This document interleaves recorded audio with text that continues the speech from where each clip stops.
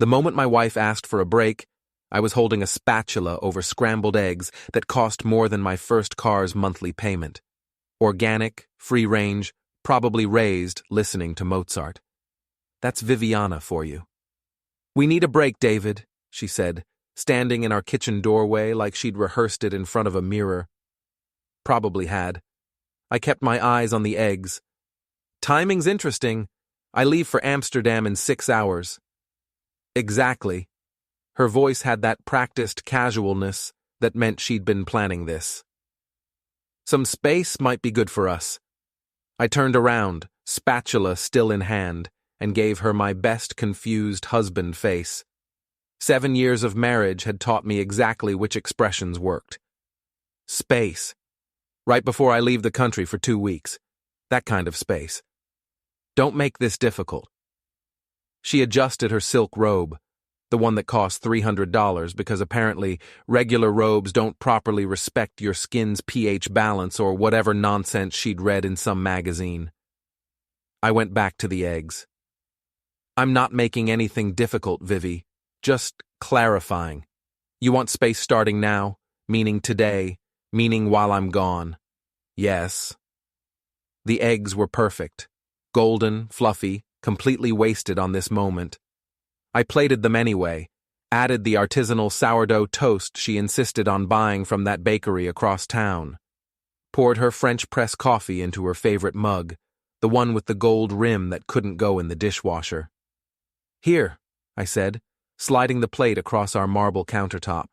"Breakfast, since we're taking a break and all." She didn't touch it. "You're being passive-aggressive." "I'm making breakfast." I loaded my own plate, sat down at the kitchen island. "Eat or don't. I've got a flight to catch." She stood there for another moment, waiting for the fight she'd probably expected. When I didn't give it to her, she left the kitchen. I heard her heels clicking up the stairs to our bedroom. Her bedroom now, I supposed. I ate slowly, methodically. The eggs were good. Waste of Mozart-educated chickens, but good. My phone buzzed. Text from my boss. "Flight confirmed? Amsterdam office expecting you Monday." I typed back, "All set, looking forward to it." Lies. I was looking forward to exactly nothing about this trip. Not the meetings, not the hotel, not the client presentations. I was a tech consultant, which meant I fixed other people's infrastructure mistakes, while they took credit for the solutions. Paid well enough to afford organic eggs and gold-rimmed mugs, not well enough to matter in Vivi's world. Our daughter Emma wandered in, 7 years old, and already sharper than most adults I knew. "Where's Mom?" "Upstairs. Want some eggs?" "Is she mad?" "Kids. They know everything." "Why would she be mad?" Emma shrugged, climbed onto the stool next to mine. "She was on her phone a lot last night. When she's on her phone a lot, she gets mad the next day." I made her a small plate. "People use phones, kiddo. It's normal." "Not at midnight." She said it casually, like she was commenting on the weather. I got up to get water and her door was closed, but I could see the light underneath. Her door, not our door. Emma had already picked up on the separate sleeping arrangements that started 3 months ago. Vivi called it sleep hygiene. I called it what it was. "Eat your breakfast," I said. "Mom's fine. Everything's fine." Emma gave me a look that said she didn't believe me, but wasn't going to push it. She was good at reading rooms, my daughter. Better than I'd been at her age. I finished eating, rinsed my plate, loaded the dishwasher.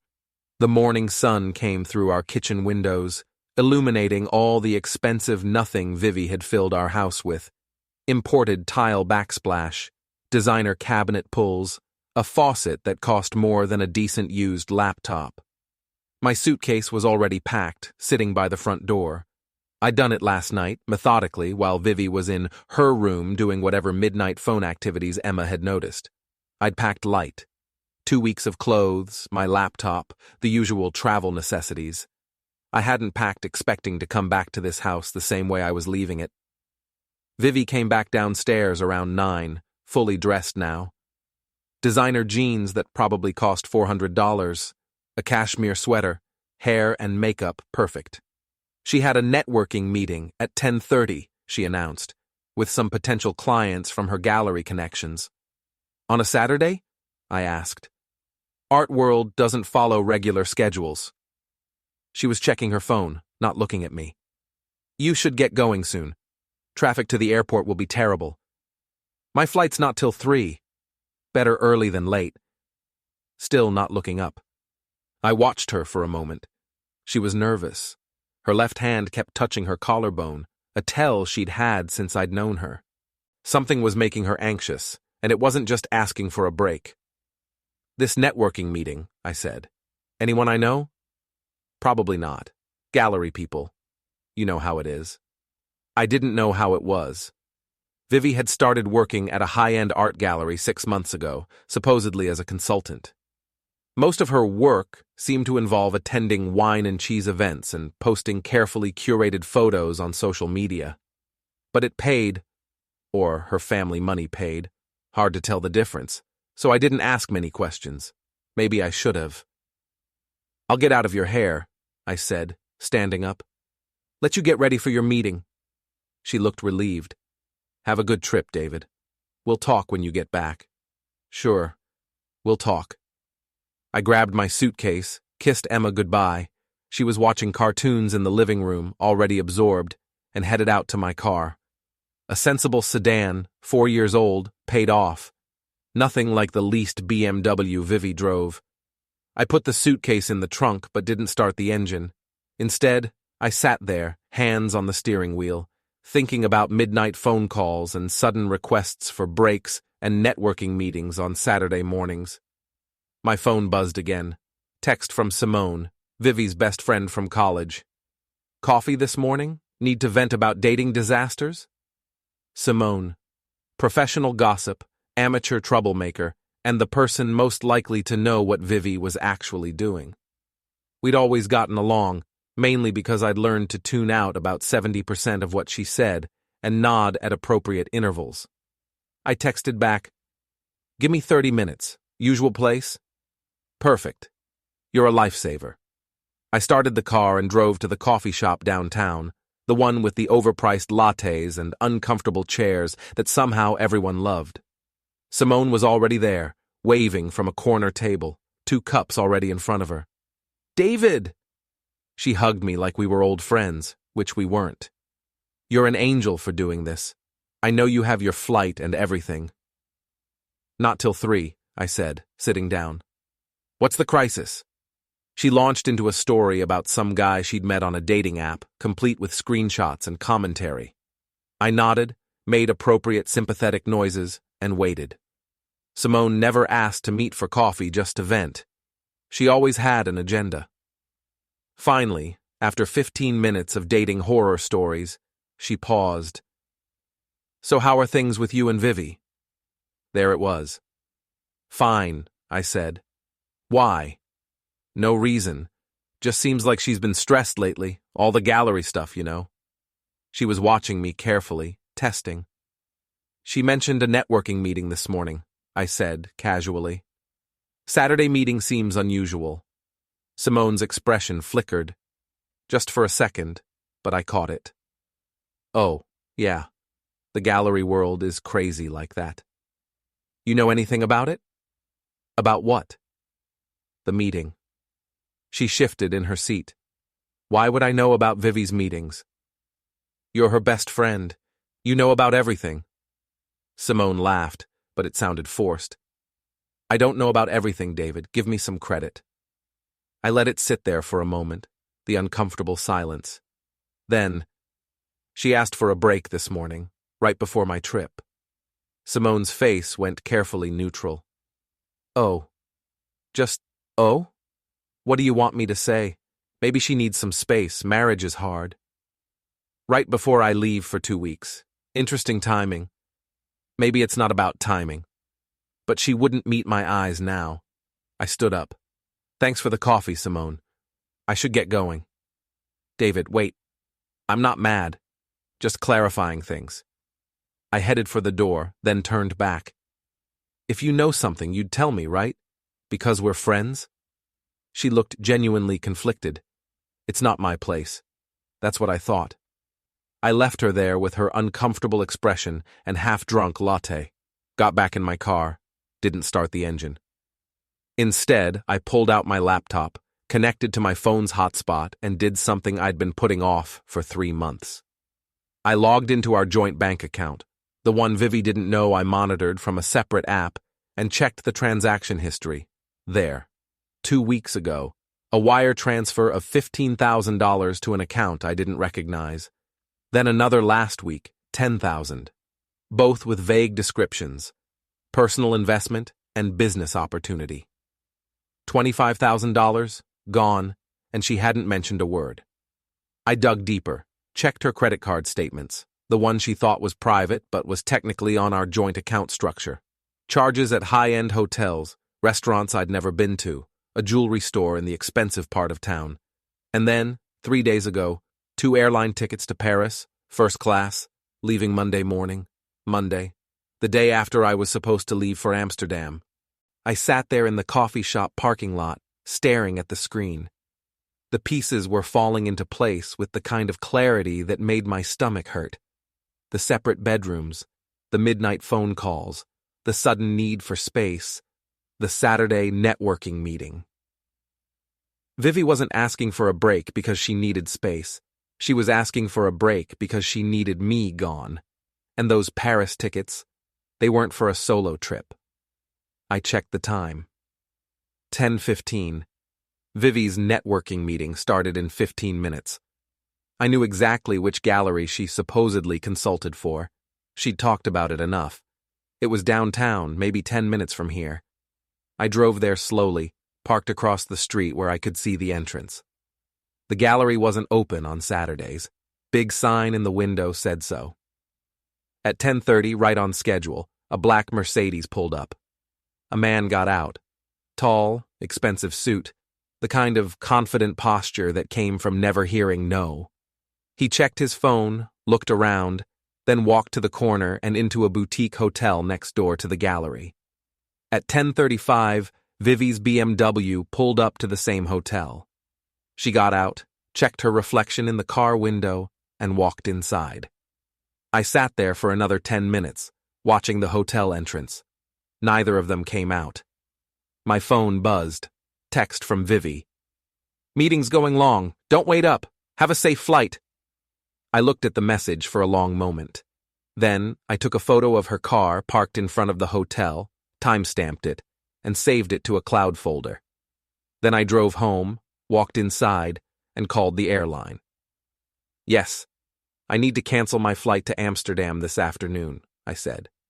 "What are my options?" The person on the other end explained the fees, the rebooking process. I half listened. I was too busy thinking about Paris tickets and wire transfers and midnight phone calls. "Actually," I said, interrupting their spiel, "what's your cheapest flight to Paris Monday morning? Any class? Any time?" There was typing. "We have a 9 a.m. departure, economy. Would that work?" "Perfect. Book it." I hung up and sat down on our expensive couch in our expensive living room. Emma was still watching TV, oblivious. Vivi thought she was being clever, thought she had this all planned out.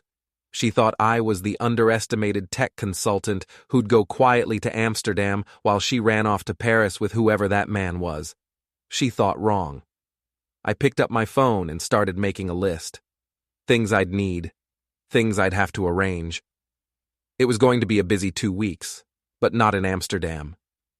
My phone buzzed. Text from Simone. "I'm sorry. I should have said something. Can we talk?" I typed back, "Nothing to talk about. Everything's fine." Then I added, "But if you felt like mentioning where Vivi's really going next week, I'd appreciate it." 3 dots appeared, disappeared, appeared again. Finally, Paris. She and Adrian leave Monday morning. I told her it was a bad idea. Adrian. So that's who the Mercedes belonged to. "Adrian Holt?" I asked. "The guy from college?" "Yeah, they reconnected at some gallery event. David, I'm really sorry." I thought about Adrian Holt. Rich family, trust fund, the kind of guy who'd never worked a real job in his life. He and Vivi had dated briefly in college before she met me. I'd heard stories. None of them made him sound like someone I'd want my wife reconnecting with. "Thanks for telling me," I texted back. "I appreciate it. What are you going to do?" Good question. What was I going to do? I looked around our living room. All of Vivi's expensive taste, all her careful curation. She'd built this life, this image, art gallery consultant, luxury lifestyle, social media presence. She'd built it on my salary and her family money, and now she was taking it all to Paris with Adrian Holt. I stood up, walked to my office, and opened my laptop. Started documenting everything. Bank transfers, hotel charges, that photo of her car, the timestamps, the tickets to Paris. Then I made another list. This one was longer, more detailed. It included Adrian's address, easy enough to find on social media, and his business information, his car registration, his known associates. Vivi thought she was being clever, but she'd forgotten something important. I'd built my career on finding vulnerabilities in systems, on tracking down problems other people missed, on fixing things that seemed broken beyond repair. And right now, my marriage was just another system with a critical flaw. Time to run some diagnostics. Sunday morning, I followed Adrian Holt to his gym, expensive place in the business district, all glass and chrome and monthly memberships that cost more than some people's rent.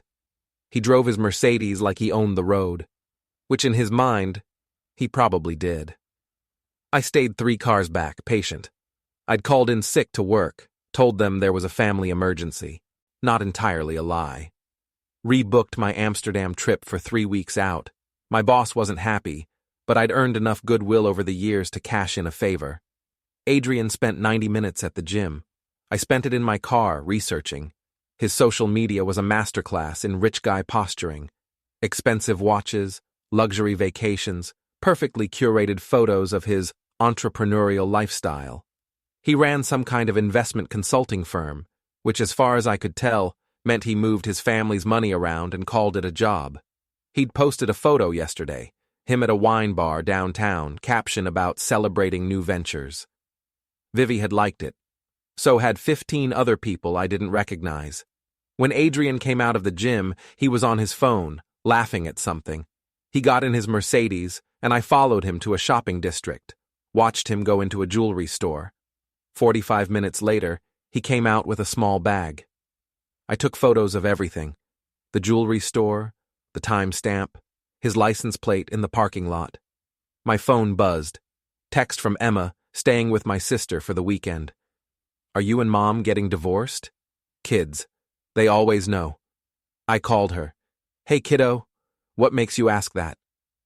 "Aunt Violet asked why I was staying here. I heard her tell Uncle Tom that you and Mom were having problems." I closed my eyes.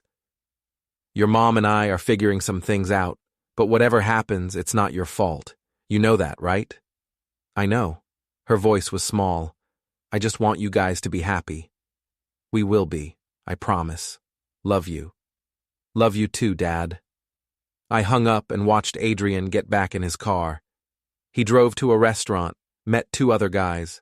Business lunch looked like. I took more photos. This was the man Vivi was running away with.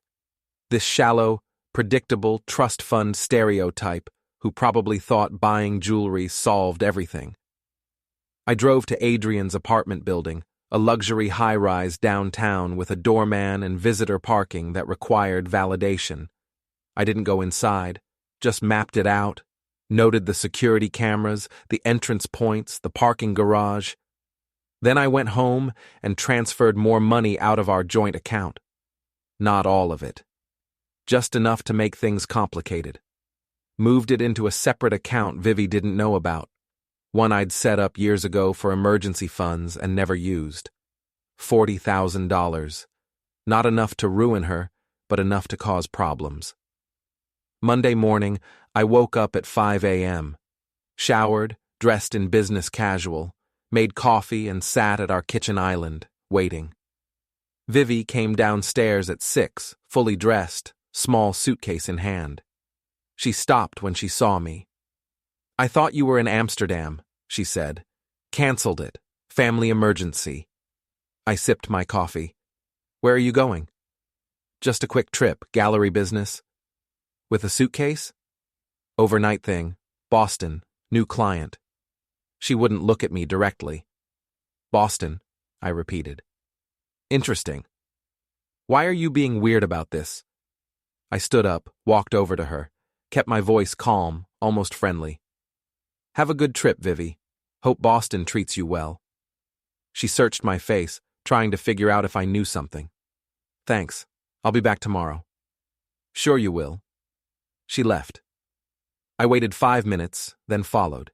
Kept my distance, let other cars buffer between us. She drove to the airport, parked in long-term parking. I parked 3 rows away and watched her walk into the terminal. My flight to Paris was 2 hours after hers. Different airline, different concourse, but same destination. I'd checked the arrival times. I'd land 40 minutes after her plane. I went through security, found a quiet corner in a different terminal, and made some calls. First to a buddy who worked in hotel management. "Hey, remember that favor you owed me? I need to know if a reservation exists under a specific name." I gave him Adrian's information. 10 minutes later he called back. "Ritz Paris. 5 nights. Suite. Booked under Holt. Confirms for 2 guests." "Thanks, man. We're even." I hung up and booked myself a hotel. Nothing fancy. A business hotel near the Marais. Somewhere I could work from, somewhere anonymous. Then I called the dealership where Adrian had bought his Mercedes, pretended to be him, said I needed to confirm my service appointment, got his VIN number, his insurance information, all of it perfectly accessible if you knew how to ask. The gate agent called my boarding group. I picked up my carry-on and got in line. Around me, people were excited about Paris. Couples on vacation, business travelers, tourists with guidebooks. I was excited too, just for different reasons. The flight was long, I didn't sleep, just thought about what came next. Vivi and Adrian thought they were flying off for a romantic week. They thought they'd have Paris to themselves. They thought wrong. We landed at Charles de Gaulle around 9 a.m. local time. I cleared customs, took a taxi to my hotel, checked in, dropped my bag, and was back out the door within 20 minutes. The Ritz was easy to find. I didn't go inside. Too obvious. Instead, I found a cafe across the street with a good view of the entrance. Ordered coffee and waited. At 11:30, Vivi and Adrian came out, both dressed perfectly, laughing at something. He had his arm around her waist. She was wearing the necklace I'd seen him buy at the jewelry store. I took photos. Lots of them. Time-stamped, geo-tagged, clear shots of both their faces. They walked toward the Louvre, playing tourist. I followed at a distance, just another American in Paris with a camera. Watched them take selfies, kiss under trees, do all the romantic clichés. At lunch, they went to an expensive restaurant. I couldn't get close enough to hear their conversation, but I could see them through the window. Vivi looked happier than I'd seen her in months. Adrian kept touching her hand, making her laugh. It should have hurt more than it did. Instead, I felt oddly detached, like I was watching actors in a play. After lunch, they went shopping. Designer stores, the kind where everything cost a month's rent. Adrian bought her a handbag. She bought him a wallet. They looked like exactly what they were, wealthy people playing at love with someone else's money. My money. Her family money. Whatever. That evening, I followed them back to the Ritz, waited until they went inside. Then I walked to the front desk, pretended to be meeting a business associate. "I'm looking for Adrian Holt," I told the concierge. "I believe he's staying here?" The concierge checked his computer. "I can ring his suite if you'd like, sir." "No, that's fine. I'll text him. What's the suite number? I want to make sure I have the right information." He hesitated. "I'm afraid I can't give out guest room numbers, sir." I nodded like I understood, thanked him, and left. but not before I'd seen the screen when he looked up Adrian's name. Suite 412. That night, back at my hotel, I made a list of everything I knew. They were staying at the Ritz, Suite 412. They had reservations through Friday. Adrian had spent approximately $10,000 so far, based on what I'd seen them buy. Vivi had told Emma's school she'd be back by Tuesday. Both their phones were active. I could see them posting on social media. I pulled out my laptop and started working. First thing, accessing Adrian's social media accounts wasn't hard. His passwords were embarrassingly weak. Rich guys like him never expected to be hacked. They thought money protected them from everything. Within an hour, I had access to his email, his calendar, his contact lists. Everything. He'd scheduled a private dinner at Jules Verne for Wednesday night. Expensive, romantic, classic rich guy move. I made my own reservation at the same restaurant. Different time, different table, but same night. Then I sent an anonymous email to 3 of his business partners. Did you know Adrian's in Paris with a married woman? Check the Ritz. Nothing too specific. Nothing actionable. Just enough to plant seeds. Tuesday, I followed them to Versailles. Watched them tour the palace, take more photos, buy more overpriced souvenirs. Adrian was getting comfortable, relaxed. Kept his phone in his pocket most of the day. That evening, back in Paris, I made my move. I waited until they were at dinner, some trendy place in Le Marais, then walked to the Ritz. Told the front desk I was Adrian's business partner, that I'd forgotten something in his suite earlier. Could they let me in? I'm afraid Mr. Holt didn't mention you'd be accessing the suite, the clerk said politely. Of course he didn't. It's a surprise. I'm dropping off some documents for a deal we're closing. I pulled out my phone, showed him a fake email chain I'd created from Adrian's account to mine. See? He asked me to bring these by. The clerk hesitated. Look, I said, lowering my voice. This is a 7-figure deal. If it falls through because I couldn't drop off paperwork, Mr. Holt is going to be very upset. I can call him right now if you want, interrupt his dinner, explain why his deal's getting delayed. Your choice. The clerk made a decision. Just 5 minutes, yes?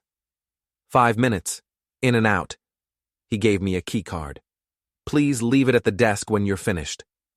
I rode the elevator to the 4th floor, found Suite 412, and let myself in. The room was exactly what I expected. Luxury on luxury, champagne in an ice bucket, rose petals on the bed, Vivi's clothes hanging in the closet next to Adrian's. I didn't touch anything, just walked through taking mental notes. Then I went to Adrian's laptop, left carelessly on the desk, and plugged in a USB drive. Uploaded a simple program that would mirror his screen to my phone. Nothing illegal, just something that let me see what he was doing. Then I took one small thing, a cufflink from his suitcase, expensive, monogrammed, distinctive. Not because I needed it, just because I could. I left the key card at the desk, thanked the clerk, and walked out. The whole thing took 7 minutes. Back at my hotel, I opened my laptop and checked the mirror program. It was working perfectly. I could see Adrian's desktop, his open programs, his browser history. That's when I found the emails between him and Vivi. Hundreds of them, going back 6 months, planning their affair, talking about their future together, discussing how to handle the divorce. One email stood out. Once his trip is over and we're back, I'll tell him. Quick and clean. He won't fight it. He never fights anything. We'll be free by summer. I read that line 3 times. He never fights anything. That's what she thought. That's what they both thought. I closed the laptop and stared at the wall of my hotel room. Paris was beautiful outside. The city of lights, they called it. The city of love. For Vivi and Adrian, it was about to become the city of consequences. Wednesday morning, I woke up with a plan that would have made my old IT security professors proud. Sometimes the best hacks were the simplest ones. Social engineering, misdirection, and exploiting people's assumptions. Adrian and Vivi had gotten comfortable. That was their first mistake. I watched from my cafe post as they left the Ritz around 10. They were heading to Sainte-Chapelle, according to the itinerary I'd pulled from Adrian's email. I didn't follow. Instead, I went to work on something more important. I called the Ritz, put on my best American businessman voice. "Hi, this is Adrian Holt in Suite 412. I need to confirm my late checkout for Friday. My assistant said there might be a conflict." "One moment, Mr. Holt." Typing sounds. "I don't see any conflict noted here. Your checkout is confirmed for Friday at 4 p.m. Perfect. One more thing. Can you have housekeeping do a full turn-down service tonight around 7? My partner and I will be at dinner." "Of course, Mr. Holt. Will there be anything else?" "That's all. Thanks." I hung up and smiled. 7 p.m. That gave me a window. Next call was to Adrian's business partner, the one I'd found in his contact list, the one who seemed least friendly based on their email exchanges. Pretended to be a journalist working on a profile. "I'm doing a piece on young entrepreneurs in the investment space," I said. Adrian Holt's name came up. "Would you be willing to provide some background?" "Background?" The guy, Thomas something, laughed. "Sure. Background is he's a trust fund kid playing business with daddy's money. Is that the kind of background you need?" "That's perfect. Any specific examples?" Thomas warmed to the subject. 20 minutes later, I had a clear picture of Adrian's career. Failed ventures, bad investments, a pattern of using family connections to cover his mistakes. Nothing illegal, just incompetent and entitled. "One more question," I said. "Do you know if he's involved with anyone romantically? Human interest angle." "Last I heard, he was chasing some married woman, gallery girl or something. Typical Adrian, doesn't care about consequences." "Married?" "Yeah. Don't know details, but saw them together at a restaurant last month. She was wearing a wedding ring." "Thanks for your time," I said, and hung up. I spent the afternoon preparing, printed out emails from Adrian's account, made copies of bank transfers, built a file of evidence that would be impossible to deny. At 6 p.m., I dressed in a dark suit, put everything in a leather portfolio, and took a taxi to Jules Verne. My reservation was for 7:30. Theirs was for 8. The restaurant was perched in the Eiffel Tower, all elegance and expensive wine lists. I was seated at a table with a decent view of the entrance, ordered a glass of wine I couldn't afford, and waited. At exactly 8 p.m., Adrian and Vivi arrived. She was wearing a black dress that probably cost what I made in a week. He was in a tailored suit, looking every inch the wealthy boyfriend. They were seated 3 tables away from me, facing each other, backs to the wall. Neither of them noticed me. People never notice the ordinary guy in the corner. I watched them order champagne, watched Adrian make a toast, watched Vivi laugh at whatever charming thing he said. They looked happy, in love, like they'd gotten away with everything. I finished my wine, paid my bill, and walked out, but not to leave. I went to the bathroom, then slipped out a service door I'd noticed earlier. The staff corridor was empty. I found the service elevator, took it down to the ground level, and walked out into the Paris night. 20 minutes later, I was standing outside the Ritz, called the front desk from my cell. "Suite 412, please," I said. "I'm sorry, sir, they're not answering." "Can you take a message?" "Of course. Tell Mr. Holt that his 8 a.m. meeting has been moved to 7 a.m. at his office. It's urgent. I'll make sure he gets the message, sir." I hung up and went back to my hotel, opened my laptop. Adrian's screen mirror was still working. I could see he'd checked his email before dinner. Several new messages about business deals, nothing urgent. Now for the fun part. I created an email from Thomas, the business partner who clearly didn't like Adrian. Subject line, "We need to talk." Body, "Just heard some concerning rumors about your Paris trip. Call me immediately." I sent it at 9 p.m. Paris time, 3 p.m. New York time. Perfectly reasonable business hours. Then I sent another email, this one to Adrian's father, whose contact info was helpfully saved in Adrian's address book. Subject: questions about Adrian's activities. Body: I'm a colleague of your son's. I think you should know he's currently in Paris with a married woman, staying at the Ritz on what appears to be company funds. I thought you'd want to be aware. Anonymous, untraceable, impossible to ignore. I watched Adrian's email through the screen mirror. He wouldn't check until after dinner, but when he did, the chaos would start. At 10:30, my phone buzzed. Text from Simone. Vivi's posting photos from Paris. Please tell me you're not doing anything crazy. I texted back. Define crazy. David. I'm in Amsterdam, working, like I was supposed to be. You're lying, I can tell. Can you? Interesting. 3 dots appeared, disappeared. Finally. Just don't do anything illegal. Wouldn't dream of it. I closed the texting app and went back to watching. Adrian's phone synced to his laptop around 11 p.m. They must have gotten back to the Ritz. I watched him open his emails. First the one from Thomas. I could imagine his face changing, the sudden tension. Then the one from his father. That would be the killer. I wished I could see his reaction in person. But this was almost as good. My phone buzzed again. This time it was a notification from the Mirror app. Adrian was typing an email to Vivi. We might have a problem. Some people found out about the trip. Need to talk. Her response came fast. What people? Business contacts. My father. Someone sent him an email. How did they know? I don't know. Maybe someone saw us at the restaurant. This is bad. It's fine. I'll handle it. You said no one would find out. Vivi, calm down. It's fine. Don't tell me to calm down. I watched the emails go back and forth, each one more tense than the last. Finally, around midnight, they stopped. Either they'd moved to speaking in person or gone to bed angry.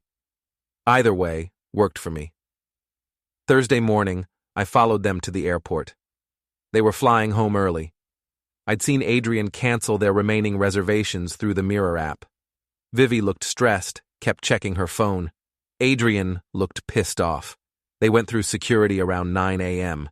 I waited an hour, then checked the departure boards. Their flight was delayed.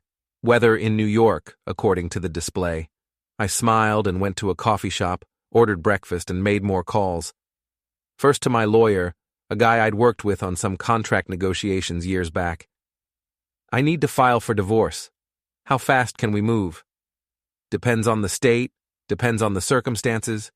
What are we talking about? Adultery. I have evidence. Photos, emails, bank records showing money transfers for the affair. That'll speed things up. New York allows fault-based divorce. You want to file now? Yesterday. Can you draft the papers? Give me 48 hours. You'll need to serve her. I'll handle that part. I hung up and made my second call. To a private investigator I'd found online, one with good reviews and reasonable rates. I need surveillance documentation, professional photos, timestamps, the works. Of who? My wife and her boyfriend. They're flying back from Paris today, landing at JFK around 6 p.m. I can give you their flight info, what they look like, everything. You want me at the airport? I want you everywhere they go, for the next 3 days. Comprehensive documentation. That's expensive. I know. Send me your rate card. He did. I looked at the numbers and transferred money from the account I'd been filling with Vivi's joint funds. Seemed appropriate. By noon, I was on my own flight back to New York. I'd done what I needed to do in Paris. Now it was time for the next phase. I landed at JFK 3 hours before Vivi and Adrian's delayed flight. Took a taxi to Adrian's apartment building, walked into the lobby like I belonged there. I'm here to see Adrian Holt, I told the doorman. He's expecting me. Your name? David Chen, business associate. The doorman called up. No answer. He doesn't seem to be home, sir. He said to wait in the garage. He's giving me his parking space while he's out of town. I'm storing a vehicle here. I showed him a fake text conversation I'd created. See? The doorman hesitated. Look, I can call Adrian if you want, but he's on a flight right now. Going to be pretty annoyed if I bother him about something he already approved. The doorman made a decision. Garage is on level B2. Take the elevator. Thanks. I rode down to the garage, found Adrian's Mercedes in its assigned spot, walked around it slowly. No cameras visible in this section. Perfect. I pulled out my keys and a small screwdriver from my pocket, crouched down by the rear tire and let a little air out, not enough to flatten it, just enough to make it noticeably low. Then I did the same to the front passenger side. Next, I took the screwdriver and carved 4 neat letters into the paint on the driver's side door. Liar. Not deep enough to hit metal, just deep enough to be visible and expensive to fix. Then I left the garage, walked back through the lobby with a wave to the doorman, and caught a taxi home. Our house was empty. Emma was still with my sister. The place felt different now, knowing what I knew. All of Vivi's careful decorating seemed hollow. I went to my office and pulled up our joint bank account, transferred another $30,000 out. That left about $5,000, enough that she wouldn't be completely stranded, but not enough for her to maintain her lifestyle. Then I called our credit card company. Hi, I need to report my card stolen. Also, my wife's card on the same account. Both cards, sir? Yes. We were traveling and someone got into our hotel room. Want to cancel them before any charges go through. I can do that right now. Would you like us to send new cards? Just to my address, not my wife's. Of course, they'll arrive in 5 to 7 business days. I hung up and made one more call, to the BMW dealership where Vivi leased her car. Hi, this is David Marsh. My wife Viviana has a lease with you. I'm the co-signer.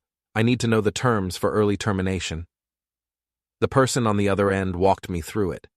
Basically, I could terminate the lease by paying 3 months' worth of payments plus a fee, about $6,000 total. Do it, I said. I'll wire the money today. Sir, does your wife know about this? She will soon enough. That evening I drove to the airport, parked in the cell phone lot, and waited. My phone buzzed around 7 p.m., notification from the PI I'd hired. He'd picked up Vivi and Adrian at baggage claim, was following them now. 20 minutes later, they're in a taxi together, heading to Manhattan. An hour later, dropped at his building, she went inside with him. I sat in my car watching the planes take off and land.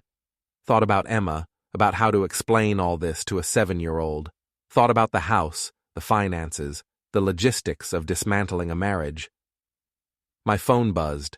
Text from Vivi. Home tomorrow. We should talk. I didn't respond. Instead, I drove to a 24-hour print shop and printed out everything. The emails, the bank transfers, the photos from Paris, the hotel bills, everything bound in a neat folder with tabs and timestamps. Then I made copies. One for my lawyer, one for my files, one for Vivi, and one that I mailed anonymously to Adrian's father. Friday morning, I woke up to my phone ringing. Vivi. David, what the hell did you do? Good morning to you too. The bank accounts, the credit cards, my car lease. What did you do? I protected my assets. That's what people do when they're getting divorced. Silence. Then, divorced? You asked for a break, Vivi. I'm making it permanent. You can't just... I can. I did. You'll be served papers on Monday. David, wait. Can we talk about this? We're talking now. In person, please. I thought about it. Fine. Saturday morning, 11 a.m., coffee shop downtown, the one where I met Simone. Okay, thank you. Don't thank me yet. I hung up and called the PI. Tomorrow morning, 11 a.m., coffee shop downtown. I'll text you the address. I need video documentation of the meeting. Visible or hidden? Hidden. I want her natural reactions. You got it? Saturday morning came. I arrived at the coffee shop at 10:30, picked a table by the window. The PI was already there, sitting in the corner with a laptop, looking like any other remote worker. He nodded at me once. Vivi arrived at 11 sharp. She looked tired, stressed. Her perfect appearance was cracking. She sat down across from me. "So, we're really doing this?" "We're really doing this." I slid the folder across the table. "In case you were wondering what evidence I have." She opened it. I watched her face change as she flipped through the pages. Photos of her and Adrian in Paris, printouts of their emails, bank statements showing the transfers. "Where did you get these?" Her voice was shaky. "Does it matter? You followed us to Paris?" "I was never in Amsterdam, Vivi. That should tell you something about how well you know me." She closed the folder. "David, I made a mistake. Adrian and it's not what you think." "It's exactly what I think. You've been planning this for 6 months. You drained our accounts to fund your affair. You told our daughter you'd be back Tuesday when you planned to be in Paris until Friday. You lied about everything. I was going to tell you—" "When? After you came back? After you'd had your romantic week and decided whether he was worth keeping?" She didn't answer. "Here's what's going to happen," I said. "Monday, you'll be served divorce papers. My lawyer's filing on grounds of adultery, which means this will be fast and ugly. You'll need to find somewhere to stay because I'm keeping the house. You can't kick me out. Actually, I can. House is in my name. You remember that? From before we got married? You insisted on keeping your condo as an investment property." Her face went pale. "You'll get your share of assets? Whatever the court decides is fair. But the joint accounts? Frozen? Credit cards? Canceled? Car lease? Terminated? You want to keep living your luxury lifestyle? You'll have to fund it yourself. This is vindictive. This is consequences. What about Emma? Emma stays with me. Primary custody. You can have visitation. You can't just decide that. I can ask for it. And when the judge sees evidence that you abandoned your daughter to have an affair in Paris, I like my chances." Vivi was crying now. Real tears, not the manipulative kind. "David, please, I messed up. But we can fix this." "No, we can't. You know why? Because you thought I'd never find out. You thought I was too dumb, too passive, too comfortable. You thought you could have your affair and your marriage and your perfect life. I didn't. You did. And when I was inconvenient, you asked for a break so you could go play in Paris without guilt. That's not a mistake, Vivi. That's character." I stood up. "My lawyer will be in touch. Don't contact me directly unless it's about Emma. We're done." "David, wait." But I was already walking out. Behind me, I could hear her crying. The PI caught my eye as I passed. He had his camera angled perfectly. Outside, the morning air felt clean, sharp. I took a breath and got in my car. My phone buzzed. Text from Adrian. "We need to talk, man to man." I smiled and typed back, "Sure, where?" "My place, 2 p.m. "See you there?" I called the PI. "Change of plans, I need you at this address at 2 p.m. I gave him Adrian's building. "Bring your camera." At 1:30, I parked outside Adrian's building. Same doorman as before. "I'm here to see Adrian Holt," I said. "He's expecting me." "Name?" "David Marsh." The doorman called up. "Go ahead, sir. Apartment 1547. I rode the elevator up, thinking about what I was going to say. Adrian probably expected threats, maybe a fight. He probably thought he could smooth talk his way out of this, the way rich guys smooth their way out of everything. He was wrong. Adrian opened the door before I could knock. He was wearing expensive casual clothes, the kind that cost more than they looked like they should. "Thanks for coming," he said. "Want a drink?" "I'm good." His apartment was what I expected. Modern, minimal, expensive. Floor-to-ceiling windows with a view of the city. Art on the walls that probably cost more than my car. "Look," Adrian said, sitting down on his white leather couch. "I know this is awkward. Awkward, that's one word for it. I want you to know I didn't mean for this to happen. Vivi and we reconnected and things just what? Just fell into bed together? Just decided to steal money from our joint account? Just planned a romantic week in Paris?" He had the grace to look uncomfortable. It wasn't like that. What was it like, Adrian? Explain it to me. Vivi was unhappy. She felt trapped. I gave her a way out. A way out. I laughed. That's generous. You gave her an affair. There's a difference. She deserves to be happy. And I don't? He didn't answer that. I walked to his window, looked out at the city. You know what's funny? You thought you were taking something from me. My wife, my money, my life. But really, you were doing me a favor. A favor? Yeah. Because now I see exactly who Vivi is, what she values, what she's willing to do, and I see what kind of person you are too. What kind is that? I turned to face him. The kind who thinks money solves everything. The kind who's never faced real consequences. The kind who's about to learn a very expensive lesson. Are you threatening me? I don't need to threaten you. Your father already knows about Paris. Your business partners know. Pretty soon, everyone in your social circle will know you're the guy who breaks up marriages. His face went red. You sent those emails. Did I? Interesting theory. You're trying to ruin my reputation. I don't have to try, Adrian. You did that yourself. I'm just making sure everyone knows about it. He stood up. Get out of my apartment. Gladly, but first a word of advice. Vivi's expensive, really expensive. Hope your trust fund can handle it. We're in love. Sure you are. Until the money runs out or someone better comes along. Then you'll see what I saw. I walked to the door, then turned back. Oh, and Adrian, check your car in the garage. Someone vandalized it. Terrible neighborhood, apparently. His face went pale. You didn't, didn't I? I smiled. Have a good life. You two deserve each other. I left him standing there and rode the elevator down. The PI was waiting in the lobby, camera bag over his shoulder. Get everything? I asked quietly as we walked out together. Every word, audio's crystal clear. Perfect. Sunday, I spent the day with Emma. Park, ice cream, swings. Her little insights reminded me why I fought to be a better father. Monday morning, I met with my lawyer. Divorce papers ready, custody claims strong. We discussed asset division, timelines.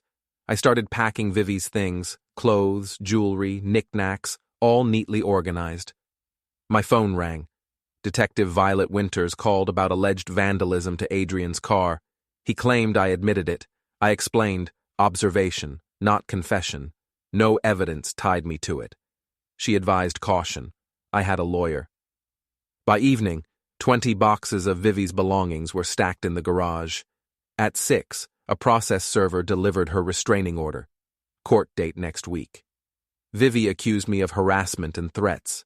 Wednesday, court. Vivi's lawyer painted me as controlling. I presented emails, bank records, photos from Paris, testimony from the PI. The judge saw through her lies, denied the restraining order, and recommended an amicable custody arrangement. Outside, Vivi pleaded for a word. I laid it out clearly. Custody to me, reasonable visitation for her, asset division fair, sign without fight, or all evidence goes public. She agreed. Adrian called about vandalism. I told him straight. He didn't win anything. He got stuck with chaos, not a prize. By Friday, divorce finalized. I kept the house, primary custody, and most assets. Vivi got her condo, limited funds. Saturday, I watched Emma with her mother during a supervised visit. Sunday, we settled in, painting, rearranging, making our home ours. Cozy, lived in, mine. Simone texted, Vivi and Adrian broke up. I didn't respond. Vivi apologized in a last message. I deleted it. Sitting in my quiet house, Emma safe upstairs, I felt light. Free. Not perfect, but my life was mine. They thought they could manipulate and escape. They were wrong.